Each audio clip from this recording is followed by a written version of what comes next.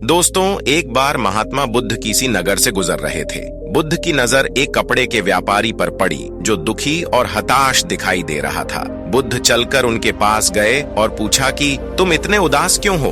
अगर तुम मुझे अपनी चिंता का विषय बताओ तो मैं तुम्हारी कुछ मदद कर सकता हूँ। कपड़े के व्यापारी ने बुद्ध को प्रणाम किया और उनको अंदर बुलाया। उस व्यापारी ने कहा कि जब से मेरी पत्नी की मृत्यु हुई है तब से मेरे घर पर मेरे छोटे बेटे की देखभाल वाला कोई नहीं है, इसलिए मैं हमेशा इसको अपनी दुकान पर लेकर आ जाता हूँ। लेकिन मेरी दुकान पर आने वाले हर ग्राहक की पगड़ी को उछाल कर फेंक देता है, कभी कभी उनका झोला उठाकर बाहर फेंक देता है। मैंने इसको बहुत समझाया लेकिन यह नहीं समझा। इसकी इस हरकतों की वजह से मेरे सारे ग्राहक खुद को अपमानित मानकर वापस चले जाते हैं। बुद्ध बोले, मैं तुम्हारी सहायता कर सकता हूँ, पर तुम मुझे वचन दो कि मैं जो भी करूँगा तुम उसमें दखल अंदाजी नहीं करोगे, ना ही कोई प्रश्न करोगे। व्यापारी बुद्ध को वचन दे देता है। अगले दिन बुद्ध एक पगड़ी पहनकर आए और एक ग्राहक की भांति आकर बैठ गए। व्यापारी का बेटा आया और बुद्ध की पगड़ी को उछाल दिया। महात्मा बुद्ध मुस्कुराए और कहा, बहुत अच्छा, जाओ उस पगड़ी को वापस लेकर आओ। वह बच्चा दौड़ कर गया और पगड़ी लाकर बुद्ध को दे दी।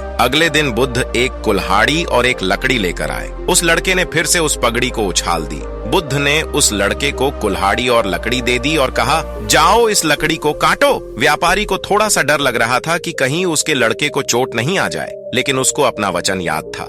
7 दिन तक महात्मा बुद्ध कोई न कोई नया काम लेकर आते और उस लड़के से करवाते। शीघ्र ही वह लड़का भूल गया कि उसको किसी की पगड़ी उछालनी है। व्यापारी बहुत खुश हुआ और बुद्ध को धन्यवाद दिया। मुझे पता है कि इस कहानी का और मन के वश को कोई विशेष संबंध नहीं है, लेकिन पहले आप इस तर्क को समझ लीजिए। अगर हम अपने मन को अपने हिसाब से काम नहीं करवाएंगे तो मन अपने हिसाब से काम करेगा। दोस्तों, मन वश में हो सकता है यदि मन को हम अपने अनुसार चलाएं। मन 2 तरीकों से हता है। नंबर 1, मन अपने हिसाब से काम कर सकता है। नंबर 2, मन को हम अपने हिसाब से काम करवा सकते हैं। बुद्ध से मिलने से पहले उस लड़के का मन और दिमाग अपने हिसाब अनियंत्रित रूप से काम कर रहा था, लेकिन बुद्ध ने उस लड़के को अपने अनुसार काम करवाए, जिससे उसकी आदत ही बदल गई।